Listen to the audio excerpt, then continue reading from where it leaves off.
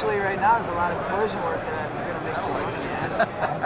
So, God knows I need to start making some money on some jobs. We do have a 70 Camaro in there, but it's not a real high dollar build or anything.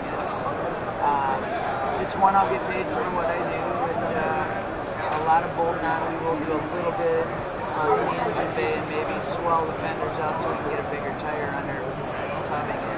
And other than that, it'll be pretty stock. And being that we have that collision shop, we've got a lot of that work. So I'm excited that that's one thing nice. We get to do this, but yeah, we get to do new cars. And I think that's where a lot of our inspiration comes from too. Is a lot of European, or not just European, domestic.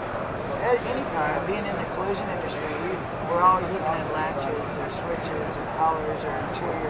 So it really helps out with us. They always say manufacturers look at hot rodders. Well, hot rodders look at manufacturers too. Yeah, it's a life cycle, isn't yeah, it sure is. One thing I've learned, if you've thought of it, so is somebody else. And on the Ringbrothers product line, you've got anything new and exciting? It takes a little while for us to do it all, but I think our newest thing that we're having out is our second-gen door hinges, which... Oh, yeah, I saw that over in your stand. And we've got them on cool that product. Camaro up there. It's really... it's a product that's needed. If anybody's done a second-gen Camaro, they know the hinges can't take the weight, especially when you add some Dynamat that they didn't have originally and some power windows. Those hinges, no way can hold it. We made a hinge that'll work.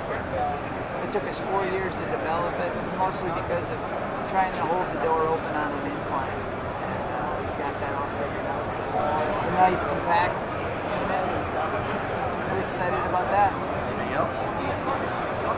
Just some carbon parts, like on this car we're producing quite a bit of like the roof and the deck hood or bonnet or whatever you guys say over there. Bonnet. Boot. And guard. And guard.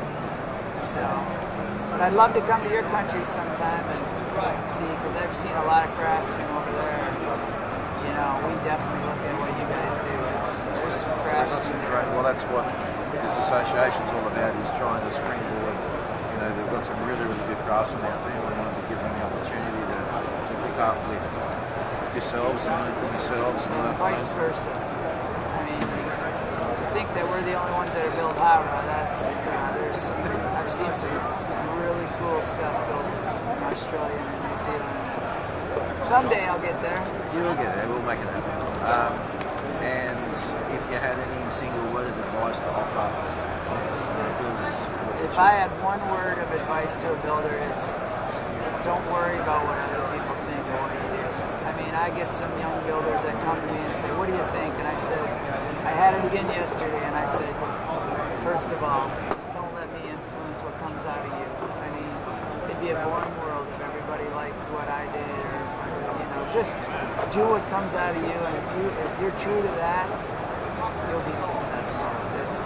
Nobody's right, nobody's wrong. That's what's so great about this. That's what I always say, yeah. It doesn't make it right or wrong, it just makes it works for me. That's why we couldn't do restoration jobs, because it was all about what was wrong with the car.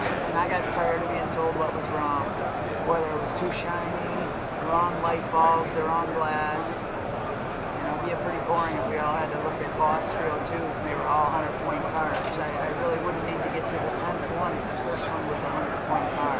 I don't really need to look at them all. And that's why this hobby is so great. But just do what comes out of you and don't bother. And prepare yourself to be hungry before you get fed. Yeah, prepare yourself to be, if you really want to be successful, you better do exactly what you said. Do a lot of free stuff, show your work, and know you're not going to get paid for every hour. See, I treat it a lot like a sponsorship. The client's paying for the work, but if you don't treat it like the client's sponsoring, until you get to the point of Troy or Brizio, who's 30 years and he's just starting to make money. Right. He's got systems in place. Kyle from Detroit Speed. He's stepping up all the time. I mean, I guarantee he's not charging for every hour. No, there's no way anybody did in this business. And it's sad, but yet it's fun. It's it's a tough life, but it's sure rewarding. You know, And it's the end really result that we chase. Yeah, exactly. That feeling. Yeah. All right. Well, thanks very much, and we'll just have to organise that painting. Yeah, that would be great.